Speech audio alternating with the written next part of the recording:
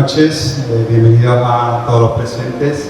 En nombre de la Junta Directiva a la que formo parte, mi nombre es Manuel Minero, les doy la bienvenida a la Casa de España. Disculpamos la ausencia de su presidente, que en la noche de hoy todavía se encuentra en España. Damos el agradecimiento a los miembros de la Junta presentes, también a miembros de la Universidad de Puerto Rico, del Departamento de Humanidades, tanto a la doctora Vázquez como al doctor Pavón, a miembros de la Fundación Heriberto Nieves, también presentes, y a otros amigos que ya nos suena la cara de veros en actos culturales como el de esta noche, y que hoy jueves pues nos trae aquí a la biblioteca de la Casa de España. Hoy nos reúne una conferencia especialmente interesante titulada Privilegios Igualitarios entre mujeres y hombres en los reinos hispánicos desde la Edad Media hasta el siglo XIX, a cargo del abogado, periodista y profesor Rafael Maldonado de Guevara Delgado, de la Universidad Carlos III de Madrid. El profesor Maldonado, que tengo el honor de presentar, procede de Marbella, es andaluz como yo, en este caso de Málaga, y cuenta con una destacada trayectoria tanto en el ámbito jurídico como en el académico y el cultural. Es licenciado en Derecho y en Periodismo y actualmente enseña en el Máster de Archivística de la Universidad Carlos III. Ha coordinado la Cátedra de Estudios Iberoamericanos y de Iberofonía, una iniciativa que une a la Universidad Hispanoamericana, también la Africana y España, en proyectos comunes cooperativos en educación y también en el ámbito cultural. Su trabajo de investigación se centra en la historia del derecho y de las instituciones, y en particular en el estudio de los privilegios sociojurídicos y tributarios de la Corona de Castilla, tema sobre el cual ha publicado diversos estudios y ha ofrecido conferencias en varios países hispanoamericanos y en Europa. Además, el profesor Maldonado de Guevara ha sido impulsor de una propuesta de la Ley de la Nacionalidad Española reparativa para los descendientes de los puertorriqueños desnaturalizados por el Tratado de París de 1898. Esta iniciativa, que está inspirada en la Ley Sefardíes del 2015, tendrá un espacio especial en las próximas semanas dentro del primer Congreso Internacional de Puerto Rico y España de la Ley de Sefardíes a la propuesta de nacionalidad reparativa, que organiza el Departamento de Humanidades de la Universidad de Puerto Rico en el recinto de Bayamón. Su labor docente, su ejercicio profesional como abogado y su participación activa en la vida cultural, como demuestra el ser directivo de la Real Sociedad Económica Maritense de Amigos del País, fundada en 1775 bajo el reinado de Carlos III, dan cuenta de su trayectoria profundamente comprometida con el conocimiento y la historia común entre España y Puerto Rico. Le damos la bienvenida a nuestra casa, a la Casa de España, y le agradecemos sinceramente que haya querido compartir esta noche, esta conferencia con nosotros. Muchas gracias, Rafael.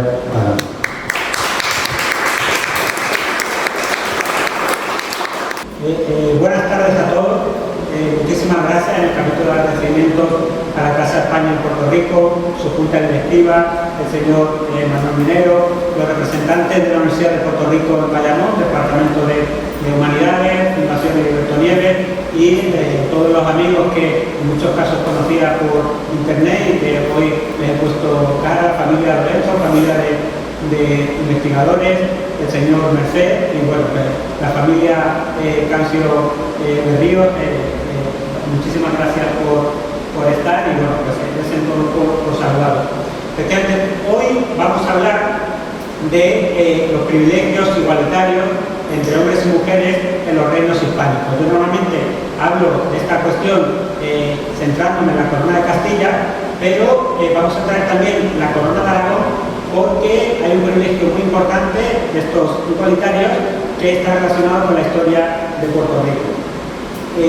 Tengo que decirles, bueno, si me permiten, les comento que la labra heráldica que que tienen en el cartel de esta actividad es la Dama de Arintero. La Dama de Arintero es la Virgo Bellatrix más importante de la historia de España.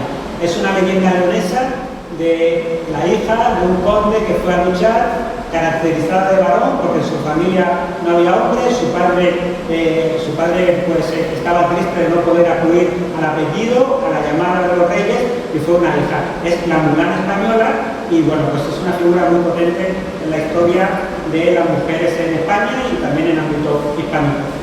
Tengo que decirles que la mayor parte de la información que les voy a transmitir, o una parte muy importante, es información primaria directamente sacada de los archivos españoles, especialmente el archivo de la Real Chancillería de Valladolid, pero otros tantos.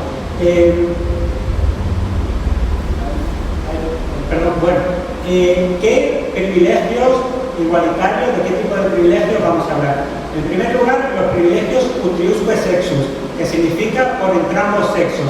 ¿Esto qué significa? Que contrariando a la regla general que ahora veremos de transmisión de la condición sociojurídica a través del varón, del marido, van a ser privilegios que sean comunicables tanto por vía de varón como por vía de mujer. Y por lo tanto, la comunicación es igualitaria. Y van a ser privilegios de hidalguía o de infansonía, esto es de nobleza, o de exenciones tributarias. Y después también los mayorazgos. Los mayorazgos es una agrupación patrimonial que vamos a ver que en algunos casos va a ser capaz de sostener el apellido de una mujer durante cientos de años, aunque normalmente el apellido se pierde, de la mujer se pierde en una o dos generaciones, incluso en muchas civilizaciones la mujer al contraer matrimonio pierde su apellido. Pues vamos a ver cómo el derecho medieval hispánico, del reino hispánico, va a permitir conservar la memoria de mujeres durante cientos de años a través del apellido. Cuando hablamos del reino hispánico, sobre todo vamos a hablar de las coronas de Castilla, que es lo que hemos estudiado.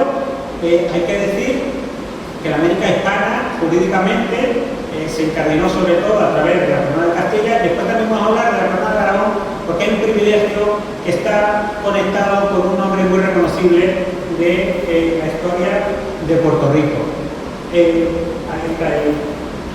Ahí tienen el mapa.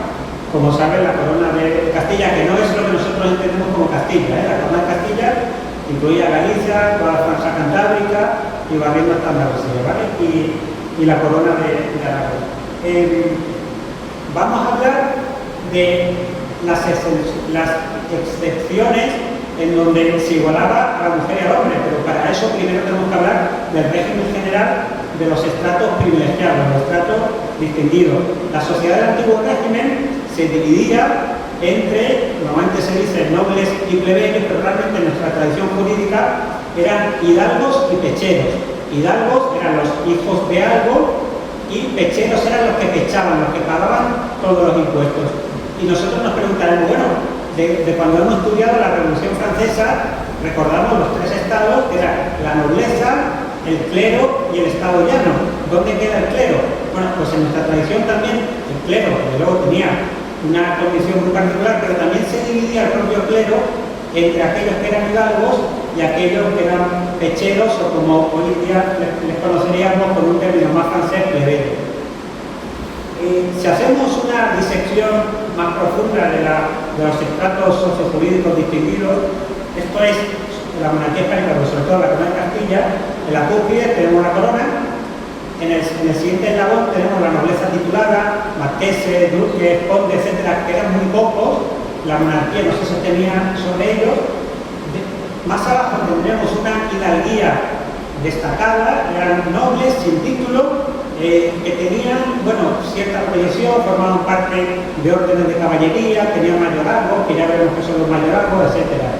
Después tendremos la hidalguía base, que eran las élites comarcales, élites locales, y después tenemos unos estratos intermedios que no llegan a ser nobles, ni tampoco eran estados llanos, sino que tenían unos privilegios, sobre todo tributarios. Y ahora veremos en qué consiste esto. Por lo tanto, la cuestión, el término más importante que explica el desarrollo y la configuración sociojurídica de los estratos distinguidos en la corona de Castilla va a ser la hidalguía. Tenemos los hidalgos destacados, los hidalgos básicos y después la base de hidalguía, y después unos estratos intermedios que van a tener algunos, pero no todos, los atributos propios de la hidalguía. Entonces, en este momento, lo importante es preguntarnos, bueno, ¿quiénes son los hidalgos? ¿A nosotros qué idea nos ha llegado? A nosotros, evidentemente, nos ha llegado la imagen del hidalgo más famoso de todos, el ingenioso hidalgo Don Quijote de la Mancha. Entonces, ¿eran los hidalgos unos locuelos, un poquito desubicados que iban luchando contra molinos, etcétera? Bueno, pues no exactamente. La hidalguía, por un lado, es un conjunto de valores y por otro lado es un régimen jurídico de distinciones y de preeminencias. Entonces, el conjunto de valores, bueno, pues ellos se veían a sí mismos como los herederos de los caballeros andantes medievales. En el caso español, más concretamente, herederos de aquellos que lucharon en la Reconquista. Tenían como referente cultural los libros de caballería. En buena medida, el Quijote es una burla de este amor que tenían por esta clase de literatura. Tenían culto a las armas y tenían rechazo a lo que entendían que eran ejercicios viles, trabajos mecánicos, trabajos manuales que no fuese la guerra. De aquí viene la fama que a veces tienen los españoles del siglo de oro de que no les gustaba trabajar, etc. Evidentemente esto no era así, no se sostiene un imperio ultramarino durante 4 siglos durmiendo a la siesta. Lo que tenían era, lo que ellos querían evitar eran ciertos trabajos que además jurídicamente podían suponerles una merma de su estatus. Y ahora veremos esto en qué consiste. Tenían fijación por el pasado, por los antepasados, cultivaban sus árboles genealógicos, su escudo de armas, su repostero de armas, y siempre cultivaban también, muchas veces con ayuda de literatos, una visión idealizada de su propia familia. Tenían la conciencia de ser un estrato distinguido, de ser nobleza, y mucho cuidado, porque ellos pensaban que venían investidos por la propia naturaleza de cierta esencia. Ellos beben de las posesiones, de la esencia, de la filosofía griega, etc.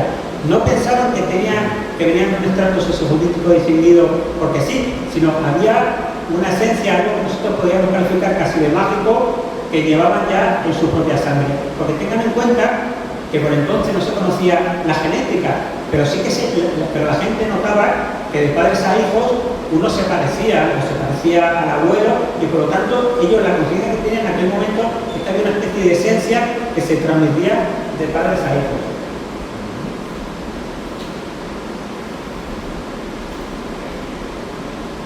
Una característica que hoy nos choca mucho: la limpieza de sangre. Querían demostrar constantemente que eran cristianos viejos y que no tenían ninguna traza, como se dice en los documentos de época, de raza judía o morisca. Hoy en día nos espanta esta manera de ver las cosas, pero bueno, era como ellos lo veían. Tenían un altísimo apego al honor, a las tradiciones, a la familia. Muchos tendían a ser de espada fácil si les tocaban las narices, y defendían generación tras generación sus prerrogativas.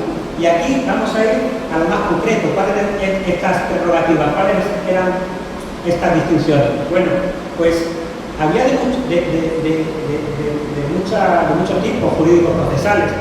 Estaban exentos, pues, si les condenaban a muerte, estaban exentos de algún tipo de ejecución, y de alguna ejecución que se entendía más honrosa. En muchos casos se les conmutaba la pena de muerte por cárcel perpetua, por otra cuestión. Solo se les podía juzgar en ciertos tribunales, no se les podía enajenar, si tenían deuda no se les podía enajenar sus casas principales, porque tenían que mantener el decoro, se entendía entonces el decoro de una familia noble, tenían cárceles propias, etc. Fiscales y patrimoniales. Aquí es muy importante decir que estaban exentos de muchos impuestos, de muchos tributos y gabelas, pero no de todos. Y el más importante, y esto va a ser importante para lo que vamos a hablar después, es que ellos pagaban la alcabala. La alcabala es el IVA, ese impuesto al consumo. Ahora mismo en España el tipo general es el 21%, en aquel tiempo es el 10%.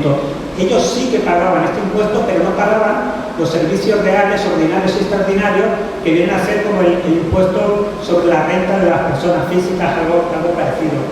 Y después tenían unos privilegios políticos.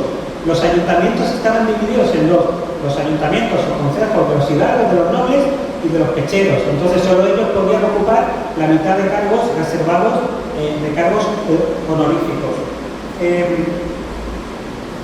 Después tenían prestaciones personales, estaban liberados de muchas prestaciones personales. Por ejemplo, si había que hacer una limpieza de bosque una vez al año en el pueblo para evitar incendios, pues ellos estaban exentos en muchas ocasiones.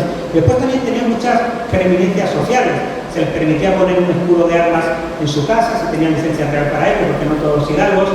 En muchas procesiones tenían un lugar privilegiado, en muchas parroquias tenían, los domingos en misa tenían un asiento privilegiado, etc. Todos estos privilegios en la Edad Media tenían una contraprestación. Ellos eran los encargados de la defensa armada, y no solo de la defensa armada, sino del avance frente al musulmán en el proceso que hoy en día conocemos como la Reconquista. Si bien es cierto que a partir de los Reyes Católicos, donde se produce una profesionalización del ejército, ya estas contraprestaciones militares van a ir también decreciendo, porque entrarán otras muchas personas no hidalgas al servicio armado.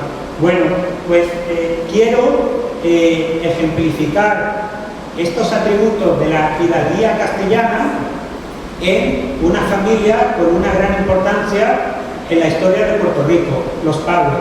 Como ustedes saben, Ramón Power fue el primer vicepresidente puertorriqueño, nacido en San Juan, fue el primer vicepresidente de las Cortes de Cádiz que dieron lugar a la Constitución de Cádiz de 1812. Es una familia hidalga y vamos a ver en qué consiste esta hidalguía de los Power, en este caso del padre de Ramón Power a finales del siglo XVIII. He extractado información del expediente de prueba del padre de don Ramón Power, en este caso don Joaquín Power y Morra, para su ingreso en la Real Orden de Carlos III, 1792. Esto significa que no era una hidalguía básica, sino que están entrando en una orden de caballería muy importante en su tiempo, la de Carlos III. Esto significa que eran gente prominente, relevante y con conexiones que iban más allá de la isla de Puerto Rico y bien relacionados incluso en la propia corte en Madrid. Bueno, pues fíjense, hemos hablado que la hidalguía tiene dos cuestiones fundamentales. Primero, un conjunto de valores, una presentación ante el mundo y después unas prerrogativas concretas. Pues, y aquí lo vamos a ver en los Power. En cuanto a estos valores, pues dice Power, hablando del padre de Ramón, por sí, lo han dicho sus padres, abuelos, paternos y maternos. Como vamos a ver, la hidalguía se transmite por vía de varón, pero se consideraba que si uno era también hidalgo por vía de madre, pues eso todavía te daba más categoría. Y demás ascendientes y antepasados han sido y son cristiano viejo, limpio y de limpia sangre, apartado de toda mala raza, de modos judíos nuevamente convertidos y penitenciados por la Santa Inquisición y tribunales eclesiásticos. Aquí vemos el concepto que hemos visto de cristiano viejo. Hoy nos repele absolutamente esta manera de las cosas, cuando habla de traza, indeseables, etc., pero esta era la manera que tenían en aquel tiempo de ver las cosas, por desgracia. Y después dice, noble y jodalgo notorio de sangre. Cuando se dice notorio es que todo el mundo sabe que yo soy hidalgo y que me viene en la sangre, no como un privilegio, sino porque me viene en la sangre. Y como descendiente de las ilustres familias y casas solares, esto de casa solar significa que es una hidalguía muy antigua que viene en esta visión mágica de la esencia que se va transmitiendo en las familias. Había un concepto de casa solar que era un lugar en el que si naces ahí y desciendes de los que son de ahí, pues tú estás vivificado por una especial esencia y eres el orden de nacimiento. De Power, Morgan, Dumonet, etcétera, que han sido y son de notorios, conocidos, caballeros, hijos d'algo, etcétera, etcétera. Aquí vemos la hidalguía como un conjunto de valores y una actitud ante el mundo. Hemos dicho que cultivaban y adoraban a los antepasados. Aquí tienen ustedes el árbol genealógico del padre de Ramón Power. Y fíjense, hemos dicho que todo este conjunto de valores al final se concretaba en unas distinciones muy concretas. En este expediente, para probar su hidalguía, para probar su nobleza, hubo comisiones en San Juan de Puerto Rico, comisiones en el País Vasco, porque los padres, el padre venía de Bilbao, y comisiones incluso que se desplazaron a Irlanda y a Francia a seguir el rastro de esta familia y a ver si esta familia realmente había sido prominente allí por donde había pasado. Y en lo que se van a centrar, se puede centrar en muchas cosas. Tenían escudos de armas en las capillas de enterramiento de las iglesias locales, en muchas cosas. Ellos se van a centrar en los cargos que ocupan para probar esta especial esencia, esta especial nobleza. Entonces, bueno, aquí cuentan que tuvieron ejecutorias en Vizcaya cuando la familia se reasienta, que les convalidaba su nobleza. Aquí van a hablar del ejercicio de cargos distinguidos del peticionario, de Joaquín Padua. Dicen que este señor ha sido alférez real, regidor perpetuo de la ciudad de San Juan, en la isla de Puerto Rico, Reino de Indias, y alguacil mayor de la Santa Inquisición de aquellos reinos, etcétera, etcétera. Van a hablar también del desempeño de cargos del hermano de Joaquín, del tío carnal de Ramón Pablo. Y dice, bueno, pues entonces dice, ha obtenido los empleos más honoríficos de ella, de la villa de San Juan de Puerto Rico, como es el de regidor capitular, habiendo corrido también en suerte para el alcalde ordinario y de síndico procurador general. Y fíjense lo que dice aquí, que es lo que hablamos, no solamente es el haber desempeñado cargos honoríficos, sino el no haber ejercido oficios que se entiende que son de menor categoría. Dice sin que el referido articulante ni sus ascendientes hayan ejercido oficios viles ni mecánicos. Hablan incluso, se van, como hemos dicho, a Francia y a Irlanda. Fíjense lo que comentan de un antepasado del abuelo del pretendiente en Irlanda. Dice, bueno, que es hijo legítimo y tal, y que ha sido diputado general del condado de Waterford, a saber cómo se decía realmente en inglés, lo tradujeron así, y señor de la villa de Castletown y de otros lugares en el mencionado condado, y que los empleos expresados de diputado general y de dicho magistrado nunca se han conferido ni se confieren en aquel reino y condado, sino es a los caballeros más ilustres de él, etcétera, ¿vale? Bueno, pues ahora ya vamos ya a meternos en lo que nos reúne aquí. Ya hemos visto el privilegio general y ahora vamos a ver cuáles son estos privilegios que van a igualar a los linajes, a los hombres y a las mujeres. En ocasiones incluso le van a dar mayor preeminencia a la mujer. Fíjense, esto es el código de las 7. Bueno, antes de pasar a esto, decirles que hemos hablado de la familia Ramón Pablo y permítanme comentarles que el miércoles de la semana que viene el Congreso Internacional Puerto Rico España, que el señor Minero lo ha comentado, va a estar aquí en San Juan y vamos a manejar a don Ramón Pablo, el prócer constitucional puertorriqueño, español y de toda Hispanoamérica, como padre de la Constitución de Cádiz de 1812, y estaremos aquí en San Juan haciendo un homenaje en el 250 aniversario de su cumpleaños. Bueno, vamos a ver la Ley General de las Partidas, un código que hizo en el siglo XIII Alfonso X el Sabio, un gran rey legislador. Este cuerpo, este código jurídico es posiblemente el más importante de la historia de Puerto Rico, porque regió en parte durante 400 años y incluso cuando se pusieron leyes modernas como el Código Civil Español, va a estar con una influencia muy importante del Código del siglo XIII de las partidas. Pues fíjense cómo habla de la transmisión de la condición de hidalguía. Dice, pero la mayor parte de la hidalguía ganan los hombres, por honra de los padres. Cama B, aunque la madre sea villana, sea de estrato bajo, lo que se entendió por estrato bajo, y el padre hidalgo. Si el padre es hidalgo y la madre villana, el hijo va a ser hidalgo, se transmite la nobleza. Más, si naciese de fijadalgo, si nace de mujer noble, de villano, hombre que no lo es, no tuvieran por derecho que fuese contado por fijodalgo, porque siempre los hombres, el nombre del padre pone primeramente delante, cuando alguna cosa quieren decir.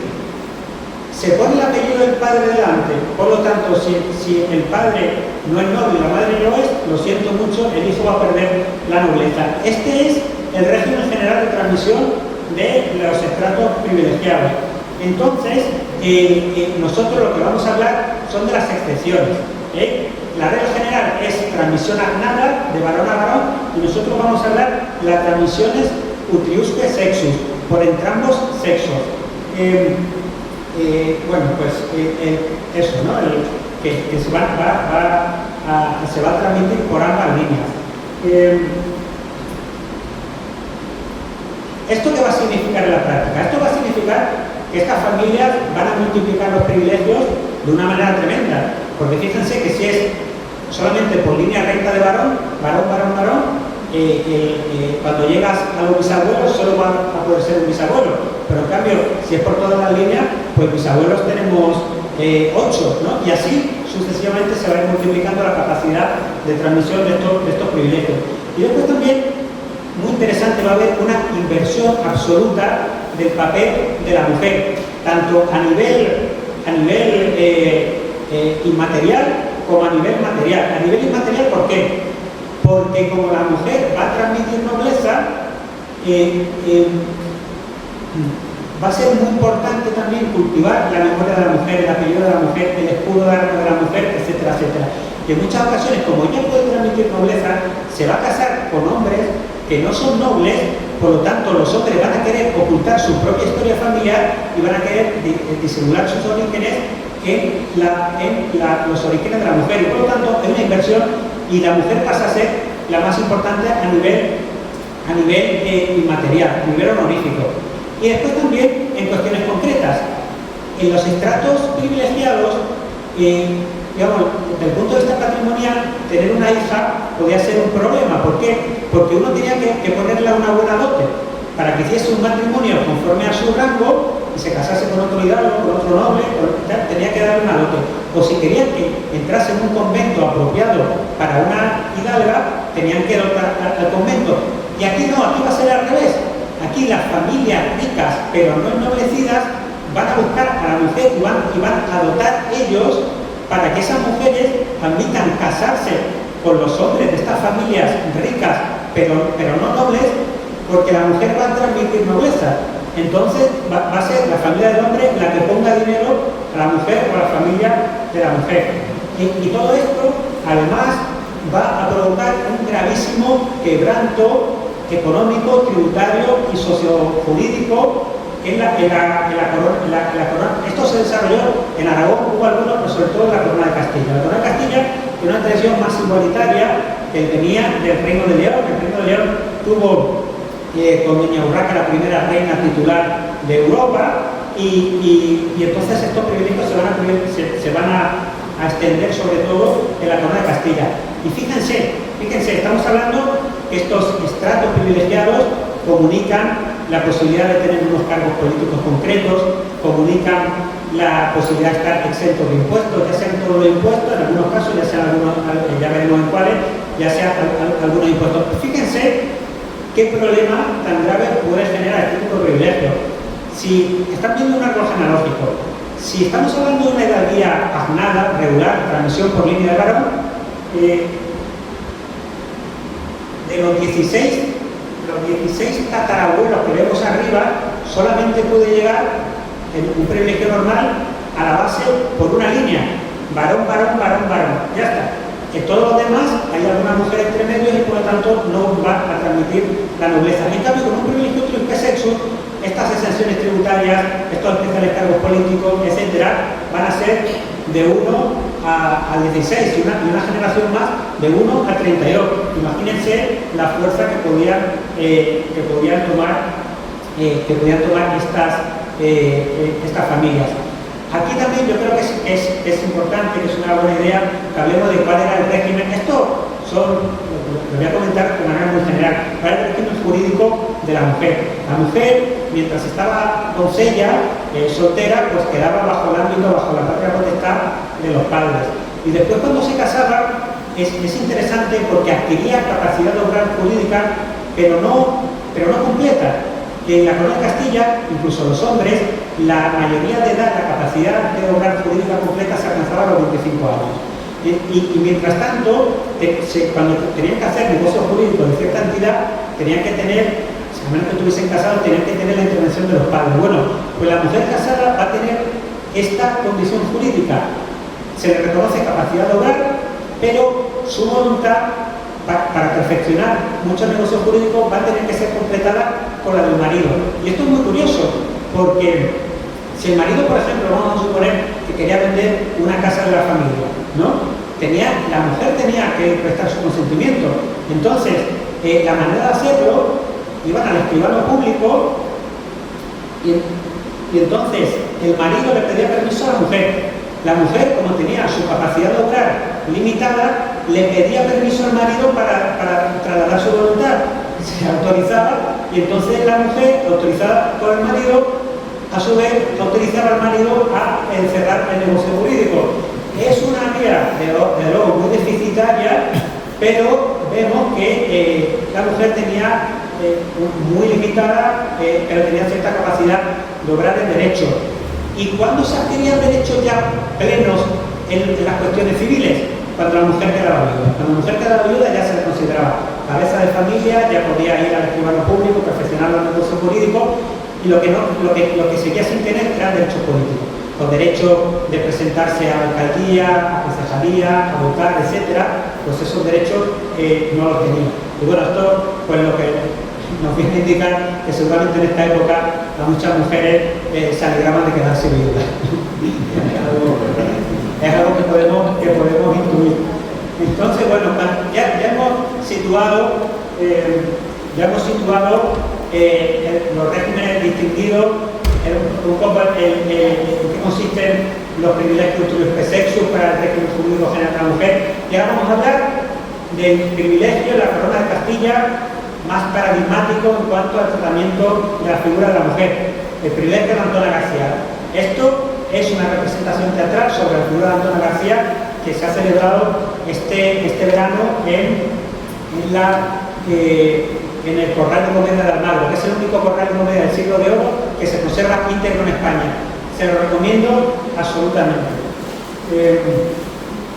Bueno, pues el privilegio de Antonia García arranca en una guerra civil castellana que tuvo lugar en la segunda mitad del siglo XIV, entre Pedro I, el cruel para unos, el justiciero para otros, y su hermano Enrique II, el de las Mercedes para unos y el fratricida para otros, según gustos. Bueno, esta guerra va a terminar con la muerte de Pedro I a manos de su hermano Enrique II en Montiel en 1369. Pero aquí se va a producir, como tantas otras veces en la historia de Castilla y la historia de España, y por ejemplo recuerden ustedes el caso paradigmático de los carlistas a partir del siglo XIX, un problema dinástico. ¿Por qué? Porque por un lado estaban los derechos de Enrique II, el que mata a su medio hermano el rey, que están por Juan I de Castilla, y después están los derechos de Pedro I,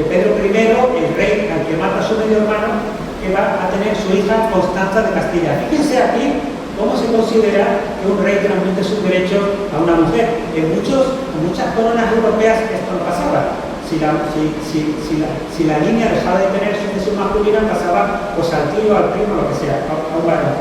Y estos derechos se van a intermezclar con la política europea, porque Juan I se va a casar con Beatriz de Portugal y le van a llegar por su mujer los derechos de la corona de Portugal, y por su parte Constanza de Castilla se va a casar con el duque de Lancaster, que era inglés y que estaba también relacionado con la corona inglesa. Bueno, pues en este contexto Juan I de Castilla recibe los derechos legítimos sobre la corona de mujer de la corona de Portugal a través de su mujer. Va a haber una guerra, es una guerra reñida, pero finalmente una rama ilegítima en cuanto a los derechos portuguesa va a vencer a las tropas castellanas y sus aliados portugueses en la Jugarrota en 1385 y bueno, con las tropas castellanas se tienen que replegar a Castilla. Y todo esto en este momento de debilidad en que una nueva dinastía ha vencido al rey de Castilla, el Lancaster, marido de la hija de Pedro I, el rey que había sido asesinado, va a alzar los pendones de guerra. Coge una armada, va a La Coruña, de La Coruña se va a Orense, en Orense se proclama rey de Castilla, él era rey de Castilla por los derechos de su mujer, y ahí se le unen los portugueses que acaban de vencer a los castellanos y van a entrar por la triple frontera de Galicia, el Reino de León y Portugal. Ahí se unen las tropas. Y va a pasar un hecho muy notable en Valderas.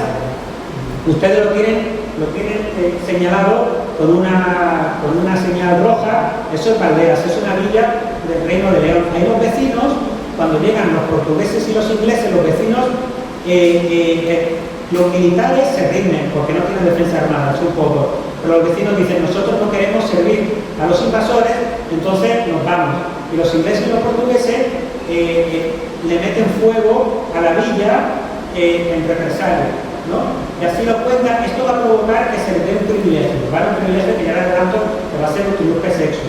Entonces, fíjense cómo lo cuentan el privilegio, cómo lo cuentan posteriormente. Hicieron, los de la villa de Valderas hicieron por servicio de Dios. Servicio de Dios, ¿por qué? Porque era también una guerra religiosa. Por aquel momento la catolicidad estaba dividida. Esta cuestión del Papa de Aviñón, había dos papas. Entonces los ingleses defendían a un papa y los castellanos otro. Y Lancaster, cuando llega, dice, no solo estoy luchando por los derechos legítimos en la corona de Castilla de mi mujer, lo cual era cierto, sino que estoy en una cruzada, porque el papa que él apoyaba le había dado una bula de cruzada para ir a luchar contra la herética Castilla. Y claro, los castellanos lo veían al revés. Nosotros somos los que defendemos a Dios porque nosotros defendemos al Papa verdadero, que es el otro, ¿no?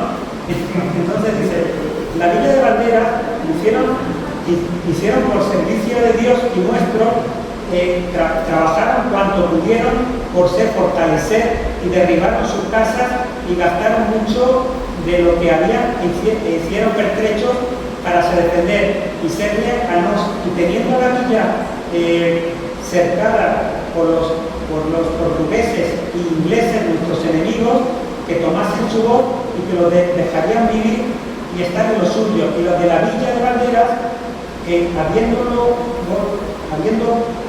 voluntad y corazón, según que corazón de la lealtad, dieronles por respuesta que nunca los Dios quisiese que ellos, ni su mujer, ni su hijo fuesen traidores. Entonces, no sirven a los invasores, se van, los invasores le meten fuego, y este es el escudo de la villa de Valderas, que ustedes ven todavía las llamas en el escudo actual de la villa de Valderas. ¿Y por qué este privilegio va a ser especial en cuanto a la mujer? Pues fíjense, primero, no es un privilegio a la villa, es un privilegio a los vecinos, y la familia la va a trasladar si se mudan a otros lugares. No habla de la villa, dice a aquellos que se acaecieron en la dicha villa, a los que estaban ahí, a los cercados, a los que no quisieron servir a los invasores.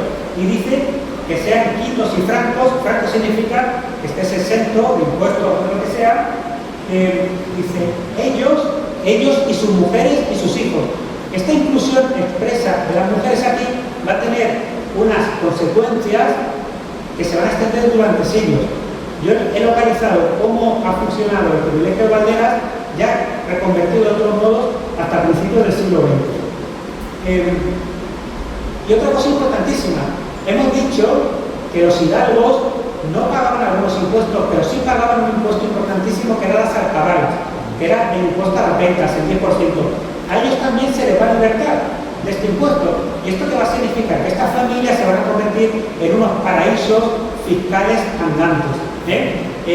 Si alguna persona quería vender algo, unos caballos o lo que sea, y librarse de pagar el 10% de impuestos, intermediado a una familia de Valderas, pues oye, mira, métete en medio, tú firmas, tú te llevas un 5% donde no tenías nada, y yo me ahorro otro 5% porque no voy a pagar la cabada. Te doy hasta un 5% y salimos los dos beneficiados. Pues fíjense ustedes, ¿no?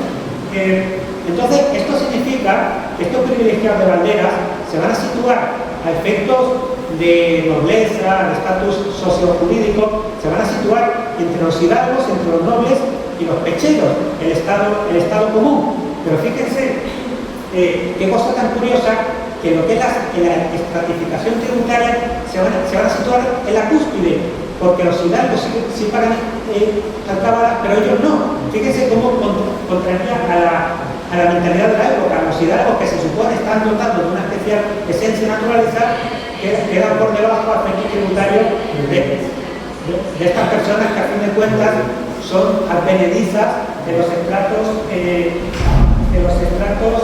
distinguidos. Bueno, pues ¿cómo vamos a llegar? Hemos dicho el privilegio de Valderas, vamos a llegar al privilegio de Antona García, que es el privilegio más paradigmático en cuanto a la figura de la mujer. Bueno, pues vamos a llegar en un reinado muy débil, el de Enrique IV. Fíjense si era débil, que ha pasado la historia como el impotente.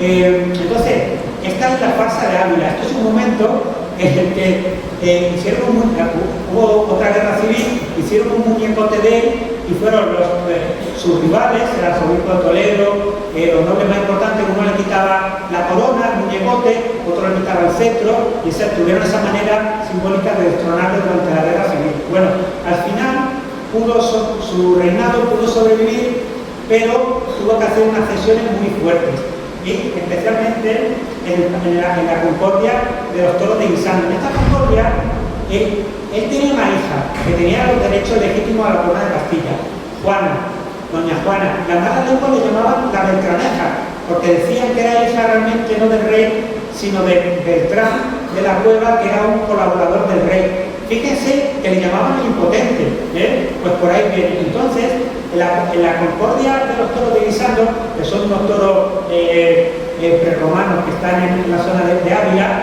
allí se firmó. Él reconoce trasladar los derechos legítimos de su hija doña Juana a la medio hermana de Enrique. ¿Quién es la medio hermana? La infanta doña Isabel, la futura Isabel católica, ¿vale?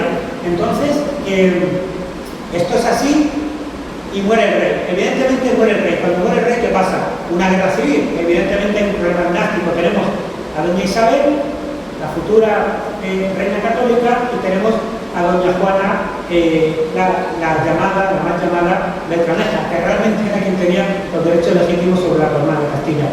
Pero esto, como ya vimos antes, a finales del siglo XIV se convierte en una guerra europea. ¿Por qué? Porque Isabel de Castilla se había casado con Fernando de Aragón, futuro rey católico, por lo tanto se convierte en una guerra peninsular, y a su vez Juana Beltraneja contra el matrimonio con su tío, el rey Alfonso de Portugal, y por lo tanto están todas las coronas las coronas importantes, exceptuando la Navarra, pero todas las coronas importantes de la península enfrentadas en una guerra civil. Bueno, esta guerra, como ustedes se imaginan, porque saben lo que pasó después, lo ganaron los futuros reyes católicos.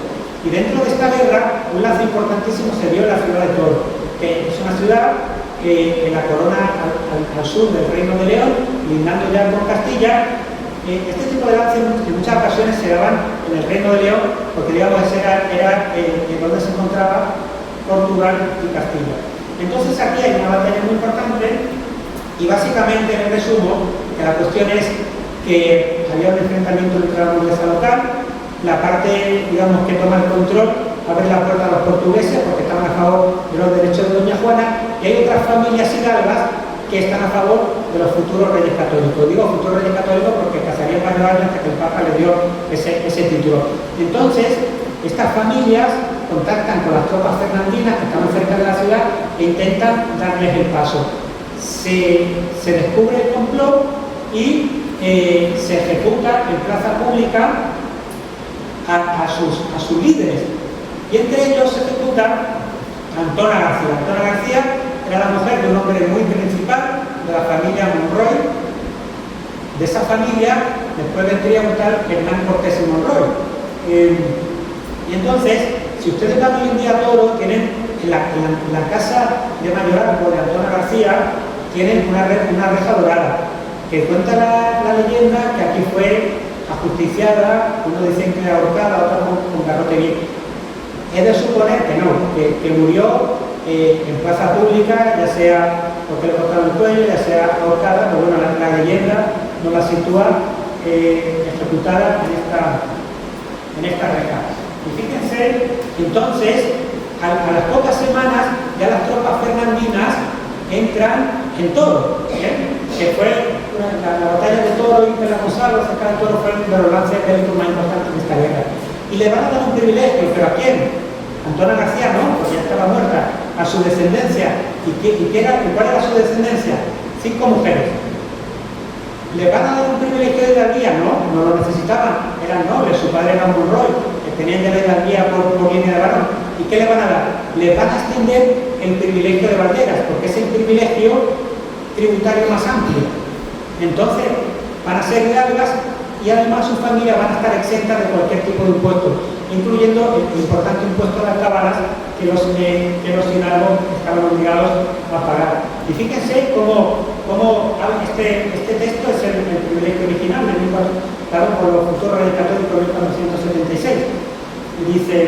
Dice, por tanto, Antonia García, mujer de Juan de Monroy, vecino de la ciudad de Toro, acatando la lealtad y fidelidad que nos debía y era tenuda y obligada, y así como a sus reyes y señores naturales, y el gran amor y buen celo que tenía a nos y a nuestro servicio, trató con algunas personas de la ciudad de Toro que nos hubiésemos centrado en ella, por cuanto nos la tenía ocupada el adversario de Portugal, y algunos otros de su opinión, y como vino a su noticia del dicho adversario, mandó hacer justicia cruel de ella pública. Fíjense que manda tan bonita, estos antepasados nuestros escribían mejor que nosotros, me ponían las cosas más bonitas.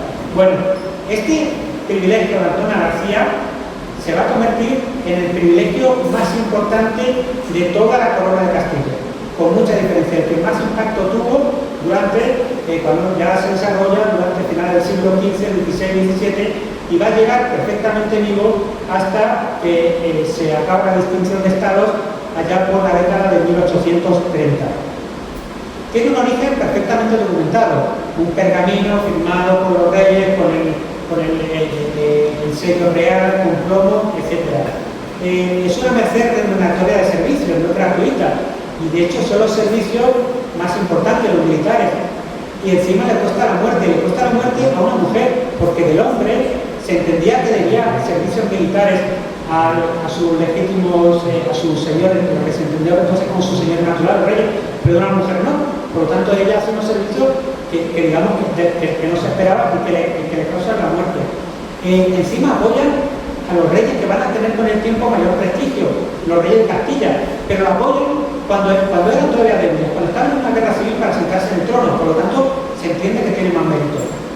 Era una familia con capacidad de influencia, que van a tener capacidad de ir a los tribunales y luchar por sus privilegios, y se lo van, generación tras generación, se lo van a ir convalidando los tribunales, especialmente la Real Chancillería de Valladolid y de Granada. Es más, se incluyen en leyes y se incluyen en las recopilaciones jurídicas. Estaba perfectamente documentado, a diferencia de otros privilegios. Otro monarca va a ir confirmando generación tras generación este privilegio a la descendencia de Antonia García. Encima va a tener mucha fama pública. Ahora vamos a ver, en los teatros del siglo de oro se recordaba. En la España del siglo XX, del siglo XIX y del siglo XX, había una dama muy famosa que era Agustina de Aragón. Agustina de Aragón, en el sitio de Zaragoza, en la guerra de 1808 frente a los franceses, es una mujer que fue disparando cañones y aparentando que había en una batería, aparentando que había mucha gente, estaba ella pegando cañonazos. Fue la mujer guerrera desde el siglo XIX en España. Bueno, Antonia García lo fue en su época, en el siglo de oro.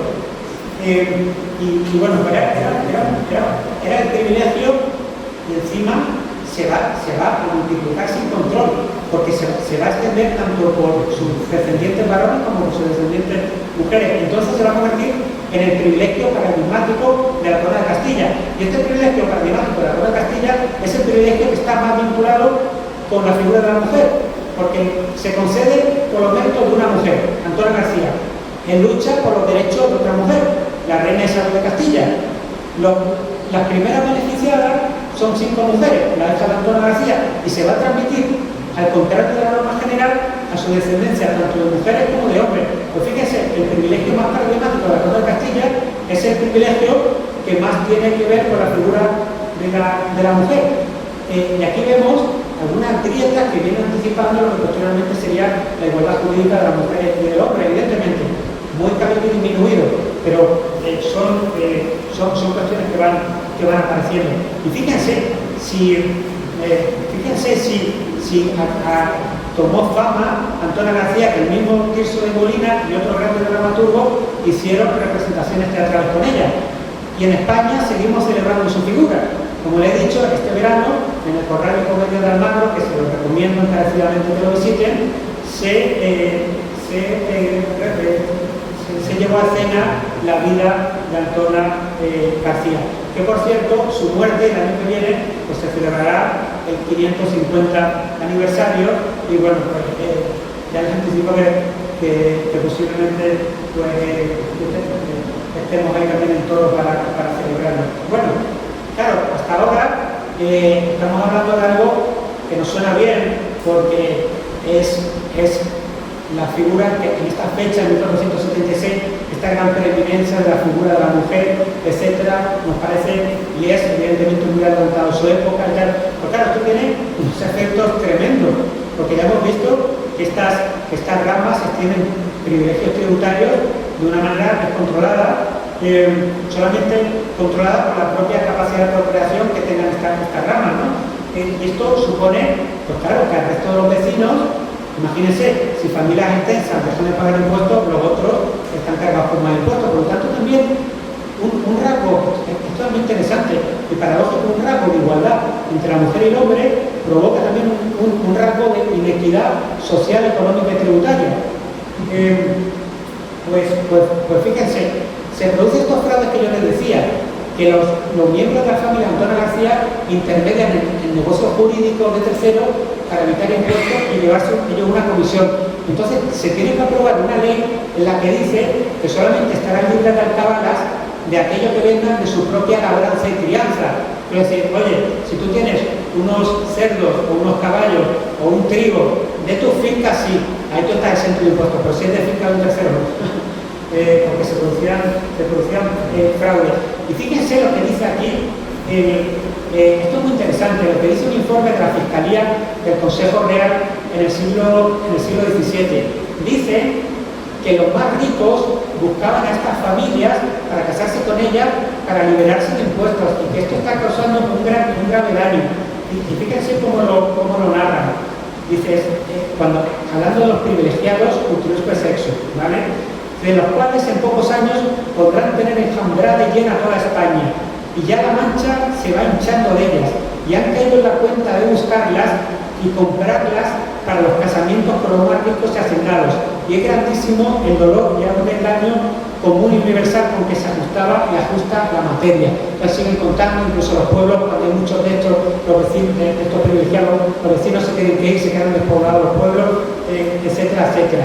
Bueno, pues con todo y con eso, se trata, en las Cortes de Castilla, se trata hasta en 6 ocasiones para intentar limitar el privilegio de Antonia García, pero se saca. Antonia García murió por los reyes católicos, sus derechos son legítimos, etc. Con el tiempo se va a ir limitando. Hemos visto que se le limitó la exención tributaria a su propia labranza y crianza, después se va a intentar limitar solamente a los descendientes que vivan en toros, etc. Y hay una limitación general en 1672 que le pone bastante coto, aunque yo tengo documentada ramas que disfrutaron el privilegio sin importar estas limitaciones legales hasta el siglo XIX. ¿Pero qué van a hacer la mayoría de las ramas? La mayoría de las ramas, fíjense, las hijas de Antonia García eran hidalgas, eran nobles, pero muchos de sus descendientes no, van a tener el privilegio tributario, pero no van a ser nobles. ¿Por qué? Porque las han buscado para casarlas las familias más ricas no enoblecidas para liberar su patrimonio de impuestos. Pero ellos van a conseguir disimular que por vía de varón no eran nobles. ¿Por qué? Porque van a llevar muchas décadas acumulando patrimonio y siendo ricos. Y esto es como todo. Quien tiene padrino se bautiza, el que tiene mucho dinero, tiene mucha influencia, pues acaba pudiendo ocultar Fíjense, aquí lo importante que es la herencia inmaterial, la memoria de las mujeres, porque los hombres lo que van a querer es justo al revés, disimular su pasado, que se olviden quién eran sus padres, sus abuelos, sus bisabuelos, y poner en primer término a lo de su mujer. Y en línea general lo acaban consiguiendo y acaban siendo convalidadas como familias hidalgas de sangre.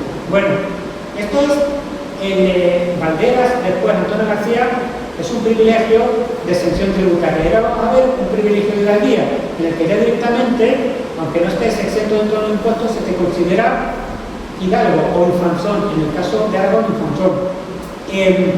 Fíjense, uno puede pensar, fíjense, para comprender nosotros la mentalidad de esta gente, uno puede pensar que sería más distinguido tener un privilegio de hidalguía porque tú has hecho algo, ¿no? Yo he vencido una batalla, tengo un privilegio de hidalguía y me han dado... No, pues no. Lo más prestigioso era, como hemos visto en la familia Power de Puerto Rico, yo soy hidalgo notorio, de solar conocido, de siglo, nadie sabe por qué, pero mi familia es muy distinguida de hace siglos, ¿no? Eso, ¿por qué? Porque ellos entendían que tenían una esencia, este ADN que ellos no conocían, que lo entendían como esencia, vinculado a las ideas griegas. En cambio, el hidalgo por privilegio no, el hidalgo por privilegio era de sangre roja, no tenía esta especial esencia. Entonces, cuando era un hidalgo de mérito, tenían menor consideración social, ¿vale? Entonces vamos a meternos con un privilegio de hidalguía, en este caso de infanzonía. Infanzonía es lo mismo, pero en Aragón, ¿vale? Que está muy relacionado con la historia de Puerto Rico, porque va a aparecer un apellido muy importante, una figura muy importante de la historia de Puerto Rico. Bueno, hemos hablado de Pedro I el Cruel. ¿Se acuerdan que luchó contra su medio hermano, posteriormente Enrique II, que le acabó matando? Pedro I el Cruel, o el justiciero, muchos le llamaban el Cruel por algo. También estuvo en guerra con Aragón, en este caso con Pedro IV el Ceremonioso. Y en esta guerra, aquí tienen ustedes los movimientos militares de esta guerra, en esta guerra hubo un lance militar en el que Pedro el Cruel fue a tomar un castillo, el castillo de la Roca. El alcaide del castillo no lo rindió y le metió fuego y claro, todos los que estaban dentro pues murieron, ¿no? Entonces, a la descendencia de este Miguel de Bernabé, de este alcaide del castillo de la Roca, se le va a dar un privilegio. Aquí pone hidalguía en esta crónica, pero realmente no era hidalguía, sino que era infanzonía, que era el equivalente a Aragón, a sus descendientes por línea de varones y de mujeres. Y bueno, pues fíjense cómo después ya todo, ellos eran muy dados a la literatura, a embellecerlo todo. Fíjense cómo acaba variando lo que pasó, ¿no? Dice, razón será que ocupe la portentosa lealtad del nunca loado, del nunca bastante loado, Miguel de Bernabé, este primer lugar, el cual, con más valor que tuvo Cébola, no la mano, como él más todo el cuerpo se dejó hacer cenizas, por no faltar al homenaje de su príncipe. Era entonces don Pedro IV, y en Castilla el Cruel, de su mismo nombre. Cercó y la guerra que tuvo con los aragoneses el castillo de Baguena, pero no era la boca, era Baguena. Resistióse el Bernabé a sus recios combates y amenazas, a sus grandes promesas y aún al deseo y temor de sus propios soldados y compañeros. Y finalmente, faltándole su ayuda y el favor de la tierra, constante perfilio, único y solo y requerido que se rindiese, no quisiera hacer y le pusieron fuego y acabó consumiéndola, mas no claro renombre de su fidelidad, pues en memoria de ella, fíjense que va a hablar de un milagro. Se le mete fuego, el alcaide no se rinde, le meten fuego y dice, permitió el cielo, intervención sobrenatural, que entre la ruina de aquella fuerza, de aquella fortaleza, al querer levantarla, se hallase con la llave, la mano y el brazo, conservado incorruptible. Se le metió fuego, pero es el alcaide del castillo, Miguel de Bernabé, se quedó, a pesar del fuego, con el brazo incorruptible, enseñando la llave, diciendo, el castillo no se rinde. Bueno, pues, de aquí ven ustedes otra referencia que se le va a dar la infanzonía a todos sus descendientes por todas las líneas. Aquí tienen ustedes a Miguel Bernabé, mostrando lo que hemos dicho, mostrando la llave. Y aquí el escudo de la familia, que va a tener pues también a un caballero armado, con las llaves y el castillo en llamas. ¿Y por qué esta historia nos va a llevar a Puerto Rico? Bueno, va a llevar a Puerto Rico a través de Antonio Valero de Bernabé, descendiente de Miguel de Bernabé, el alcaide del castillo de Baguena, y su apellido viene porque una mujer descendiente de los Bernabé se casó con un valero. y se conservó el apellido desde el siglo XIV hasta el siglo XIX. Como ustedes muy bien saben, Antonio Valedo Bernabé, lugarteniente de Simón Bolívar, puertorriqueño, nacido en Fajardo, pues es una figura importantísima en la historia no solo de Puerto Rico, sino de toda Hispanoamérica. Si ustedes quieren entretenerse en hacer el árbol genealógico desde Antonio Valedo Bernabé hasta Miguel de Bernabé, esos 5 siglos, pues pueden hacerlo en esta publicación, Infanzones Hermunio de Aragón, el linaje de los Valedo Bernabé, de un pariente lejano, Luis Valedo Bernabé, marqués de Casa Real. Lo tienen ustedes en internet, se lo pueden descargar. Bueno, pues ya hemos hablado de los privilegios de Iusque Sexus, tanto de exención tributaria como de hidalguía. Y ahora vamos a hablar de la tercera figura, que hay más, pero les comento la que yo entiendo que son las más importantes, que es el que va a permitir perpetuar el linaje de una mujer durante cientos de años, que va a ser la figura del mayorazgo. El mayorazgo es una ocupación patrimonial que se va a permitir a algunos hidalgos y a algunos nobles, no a todos, porque tienen que tener licencia real. ¿Esto qué significa? En el derecho civil castellano, como ahora mismo en el derecho civil español, había, digamos, la herencia no era libre. Si tú tienes hijos, hay una parte que sí que te libre disposición, pero el grueso de la herencia tiene que ir a tu heredero legítimo, que son tus hijos. Una parte a partes iguales y otra parte tú podías mejorarlo. Pero el grueso de la herencia más o menos se tiene que dividir de una manera más o menos equitativa entre los hijos. La figura del mayorazgo lo que va a permitir es, en algunas familias, esquivar esta división de la herencia y focalizarlo todo en una línea. De ahí vienen los segundones. Los segundones que no heredan, realmente, conforme al derecho general sí que heredaban. La cuestión era que si el hermano recibía un mayorazgo, pues entonces ahí podían agruparse y el segundón pues ya lo tenía ya muy disminuido. En muchos casos no se transmitía de varón en varón, sino por línea de primogenitura pura. Esto es, si la mayor de la familia era una mujer, pues iba por la mujer. Y en muchos casos también mujeres nobles instituyeron mayorazgo en donde especificaban que sus descendientes, para poder seguir ostentando el mayorazgo, tenían que conservar el apellido. Y de ahí vienen tantos apellidos compuestos que tenemos en España. Y aquí es muy importante también, porque este corpus místico que se defiende con la transmisión del mayorazgo, el mayorazgo después los bienes no se pudieron enajenar. Tú solamente, era como una fundación, solamente podías ampliar los bienes heredados. Entonces, esto se transmitía de generación tras generación y siempre había que poner el escudo de la familia original. Y si era una mujer, pues el escudo del apellido de la mujer. Y si se transmitía por vía de varón, por vía de mujer, aunque no hubiese sido instituido por vía de mujer, pero en un momento dado, en un eslabón, se transmitía por mujer, entonces de ahí viene la ristra de apellidos. Tenían que conservar el apellido, a lo mejor ya no era el primero ni el segundo, a lo mejor era el tercero o el cuarto. Por eso a veces ustedes leen, por ejemplo con Simón Bolívar, si ustedes leen el nombre completo de Simón Bolívar, van a ver que tenía muchos apellidos, porque arrastraban mayorazgo y señorío de muchas ramas. Bueno, pues ahora vamos a ver un mayorazgo absolutamente fuera de lo común, que también está relacionada con la historia de Puerto Rico. El mayorazgo de Iván de Vargas, que entre otras cuestiones va a tener la cuarta llave del sepulcro de San Isidro Labrador. San Isidro Labrador es una de las devociones más queridas en Madrid. Él fue un labrador, cuenta la tradición que fue un labrador en la Edad Media madrileña, que se conserva su cuerpo momificado, 1,90 m de cuerpo. Imagínense cómo llamó la atención en el siglo XI una persona de 1,90 m. Y bueno, pues es una figura muy querida. San Isidro Labrador va a ser muy importante en relación con la monarquía española, porque los reyes de España van a utilizar su cuerpo incorrupto o momificado con efectos curativos o milagrosos.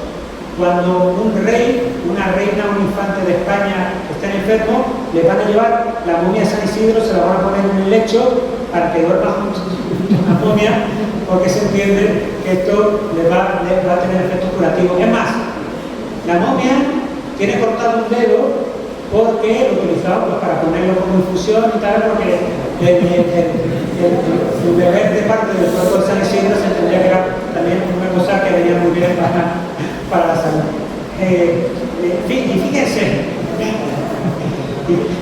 Y fíjense, va a haber unos derechos familiares vinculados a una concreta familia, la familia de los Vargas. La familia de los Vargas es una familia noble de Madrid, cuando Madrid no era tan importante.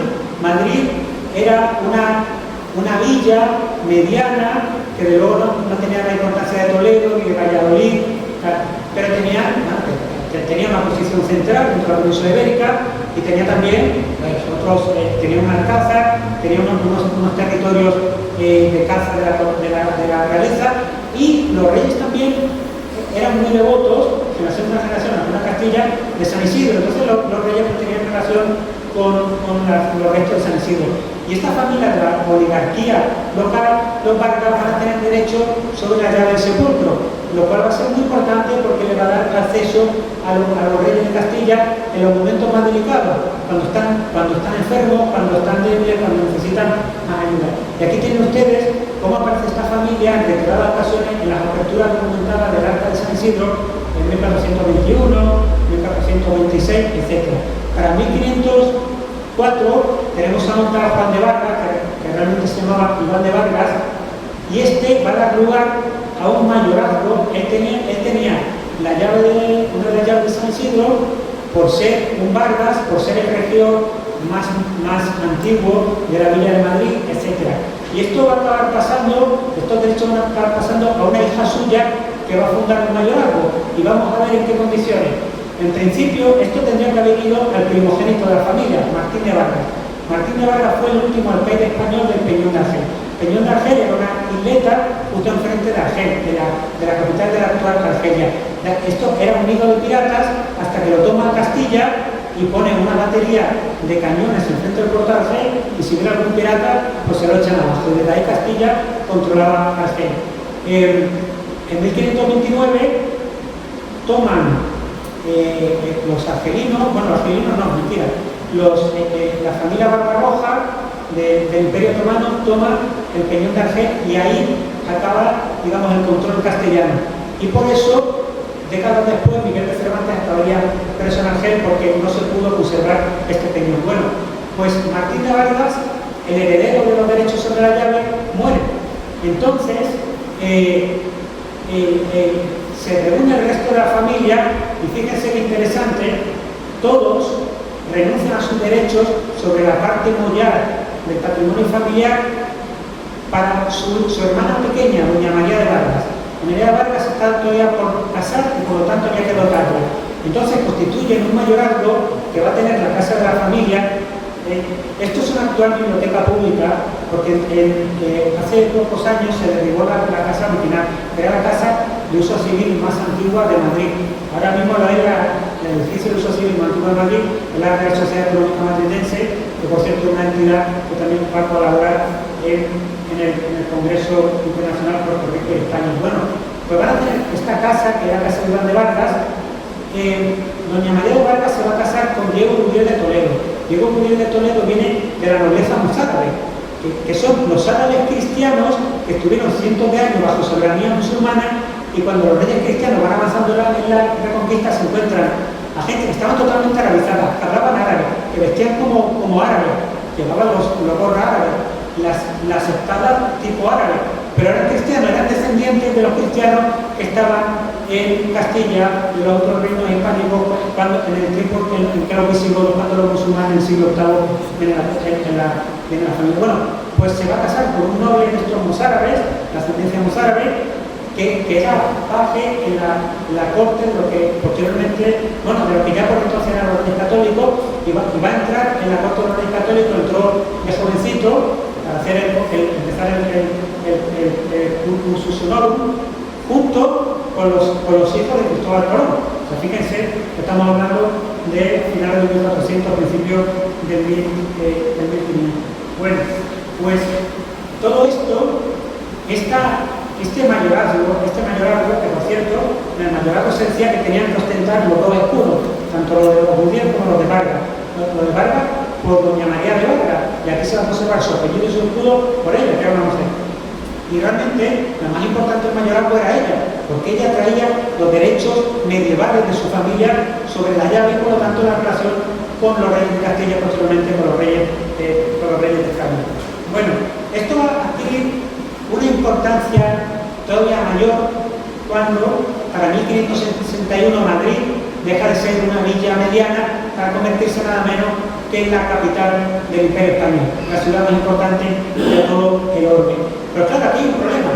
Madrid no tenía un santo y la monarquía hispánica que tenía la devoción de Nuestra Señora de Atocha, de Nuestra Señora de Almudena, no tenía un santo propio y claro, la capital de la monarquía hispánica, que era el brazo armado de la catolicidad, necesitaba un santo. Entonces, fíjense que San Isidro no era San Isidro, era el bienaventurado Isidro. Isidro era un campesino, no era noble, no era clérigo.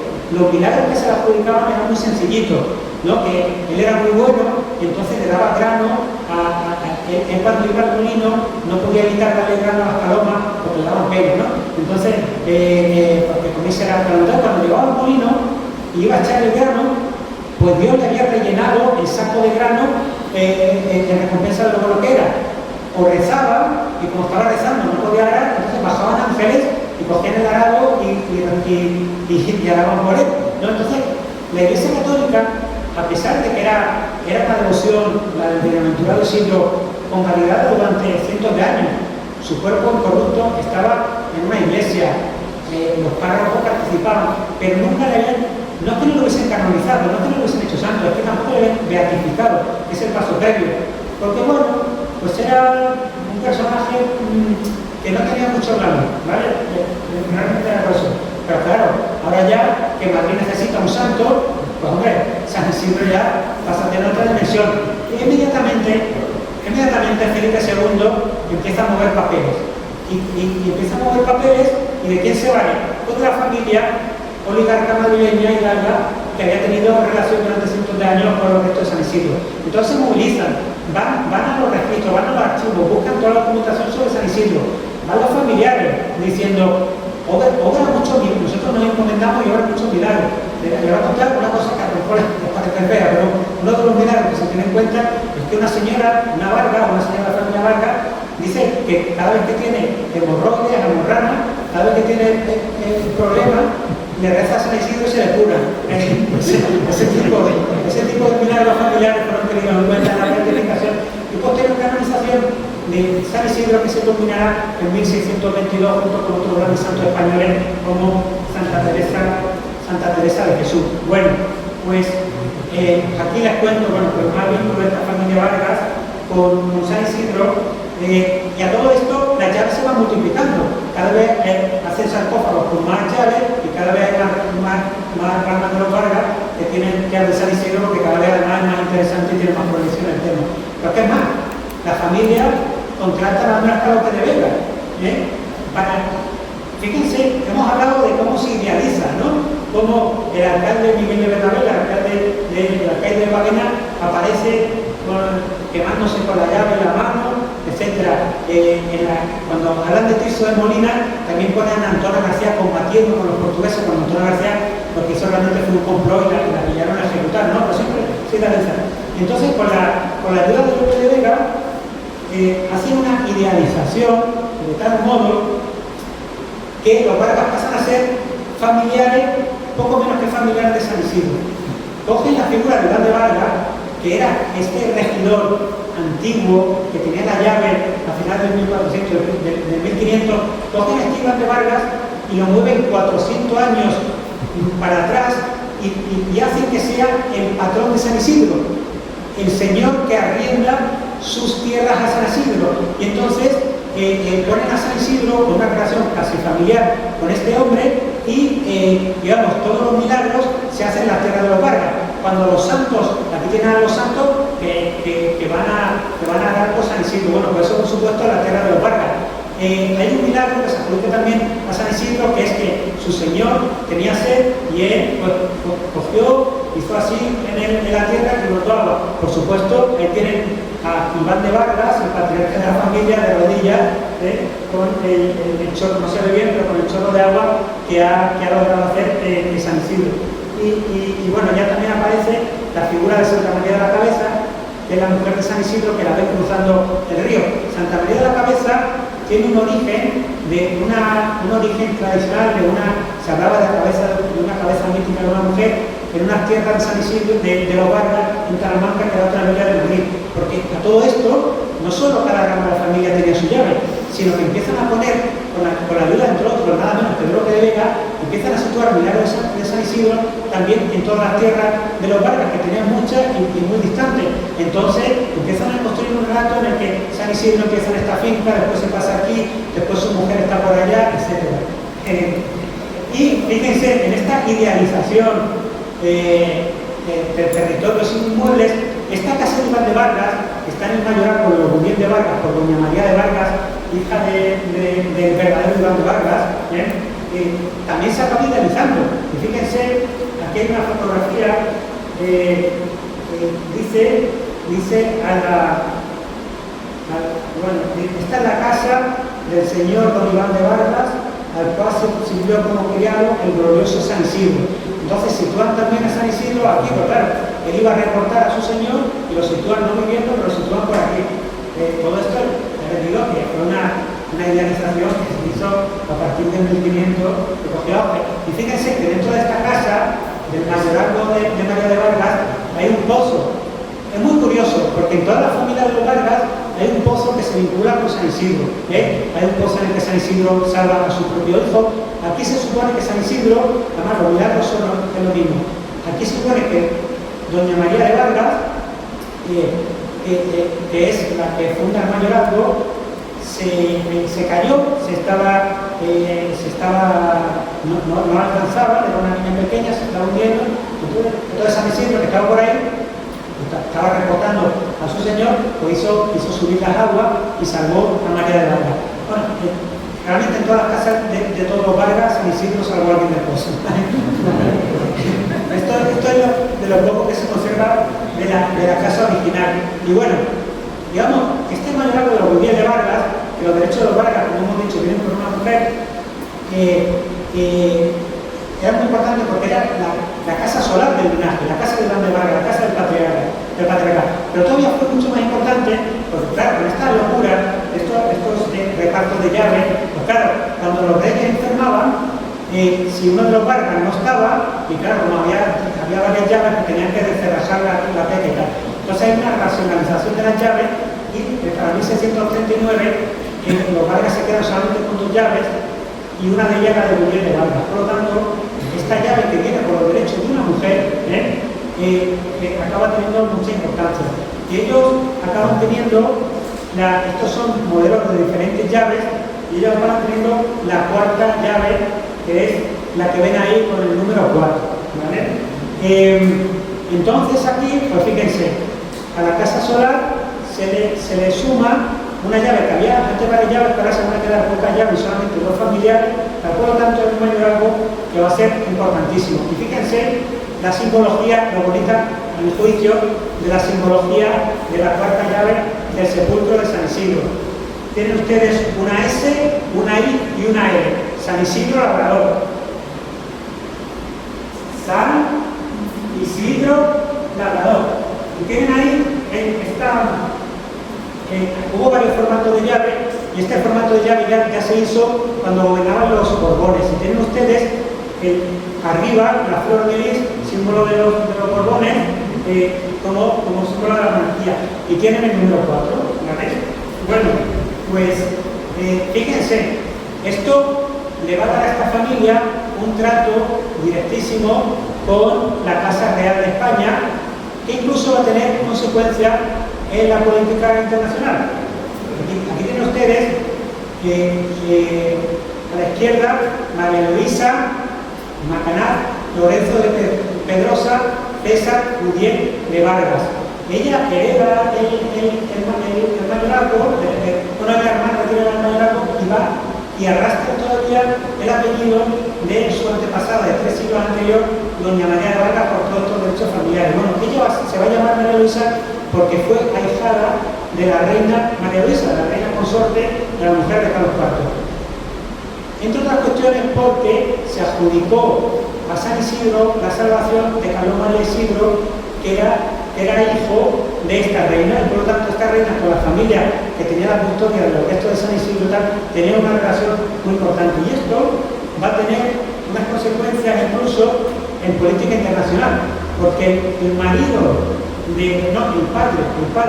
de María Luisa, Pedro Macanaz, va a ser de las pocas personas que acompañan a Fernando VII en el destierro durante la guerra contra Napoleón, y después va a ser ministro de Gobernación de Ultramar y de Gracia y Justicia cuando vuelva Fernando VII en 1814 a España. Y fíjense que aquí este Pedro Macanaz, el padre de María Luisa, estaba casado con Isidra Tomasa Lorenzo de Pedrosa y César Guillén de Vargas, la heredera del mayorazgo de los Guillén de Vargas, de doña Ana de Vargas. Y fíjense que aquí lo importante va a ser los antepasados de la mujer. Este es el árbol genealógico de la mujer de Pedro Macanaz desde 1450 hasta el momento, durante 3 o 4 siglos.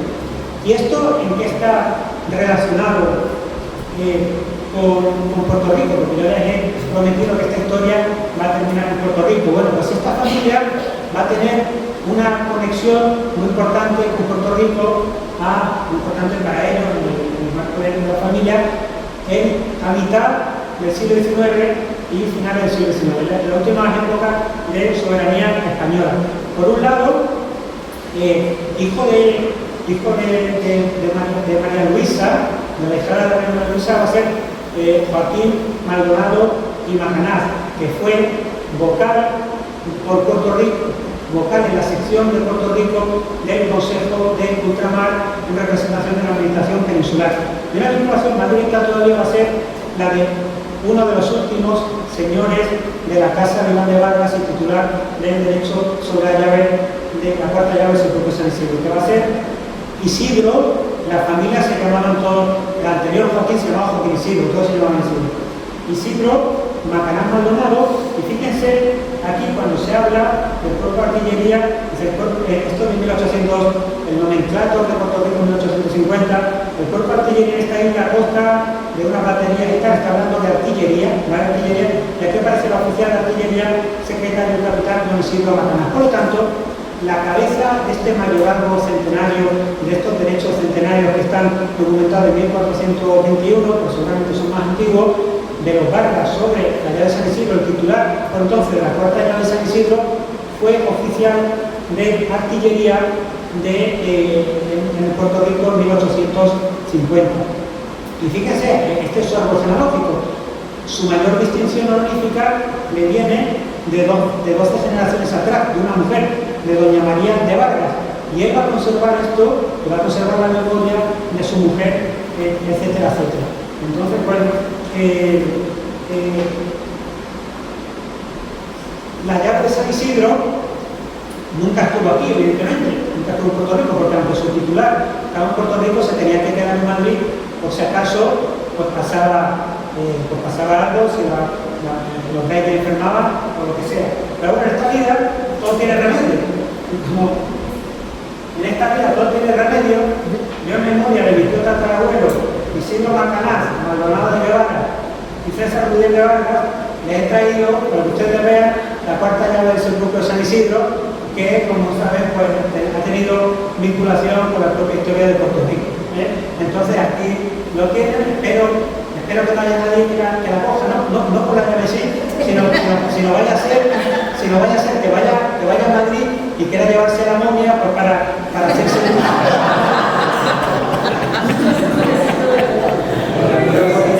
ya hemos comentado que tiene poderes curativos respecto a la hemorroides y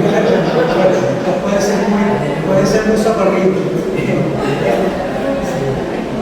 Esta no es la llave de Isidro Macanaz, porque aquella llave se perdió en un robo a finales del siglo XIX. Después se hizo una réplica, pero esa réplica desapareció en la guerra civil saben ustedes que Madrid se quedó como frente de guerra de la Guerra Civil Española de 1936 al 39 y la casa fue bombardeada, había muchos papeles familiares y también desapareció la llave. Pero bueno, yo cogí las medidas de las otras llaves que están en el Museo de San Isidro de Madrid y contaba con fotografías de diarios de la época y con descripciones y pude, pues, afortunadamente replicarlas en este momento ya meramente a efectos honoríficos, pues bueno, que conserva esta herencia familiar, que si para Isidro Macanaz eran 12 generaciones, para mí ya son 16, y viene de una mujer, doña María de Barca. Y de aquí quiero hacer una reflexión, porque quiero traerles todo esto que hemos hablado, que puede ser más o menos interesante, pero bueno, estamos hablando del pasado, de unos vínculos muy antiguos, mayorazgos, secciones tributarias, la Corona de Castilla, pero esto tiene influencia hoy en día en nuestra vida, en nuestra cultura, en nuestra idiosincrasia, en uno de los elementos que yo creo de los que nos podemos enorgullecer. Las mujeres españolas y la de cultura hispánica no pierden su apellido al contraer matrimonio. Los españoles y muchos países de cultura hispánica se transmite el apellido de la mujer, aunque sea en segundo lugar al hijo, a diferencia de la mayoría de las civilizaciones. Es más, en España, y yo no sé si en otros países, porque así, ya no está ni siquiera la presunción de que el apellido del padre es el primero. Ahora los padres tienen que decir cuál es el apellido primero. Es más, si uno quiere invertir el orden de los apellidos, al menos el derecho español es facilísimo. Ahí que era el registro civil, rellenar un formulario y se te invierte el apellido. ¿Por qué este especial respeto del derecho español y de los otros países de cultura hispánica respecto a la memoria familiar de las mujeres, que se simboliza sobre todo en el apellido? La respuesta fácil y rápida es hablar, y por supuesto válida, del registro civil y de la organización del registro civil del siglo XIX, etc. Pero tiene raíces medievales. Hemos visto cómo en la Corona de Castilla y también en la de Aragón se cultivaban figuras jurídicas, aunque sea de manera excepcional y para familias muy concretas, permitían durante cientos de años mantener el apellido de la mujer. Y eso explica que nuestra civilización, y es lo que nos tenemos que congratular, sea especialmente respetuosa de la memoria de la mujer simbolizada en el apellido. Y ya con esto, pues le quedo muy agradecido por su paciencia y su disposición. Muchas gracias.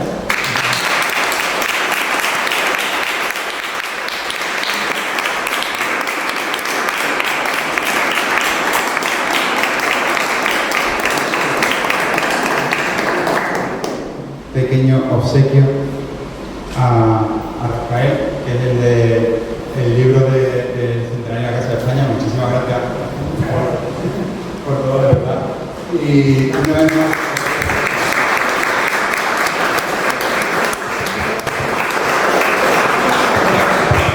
vez más, agradecer a vuestra presencia, solicitarles que sigáis las redes sociales de la Casa de España, donde vamos promocionando todas las charlas que vamos a tener en estos meses en los venideros.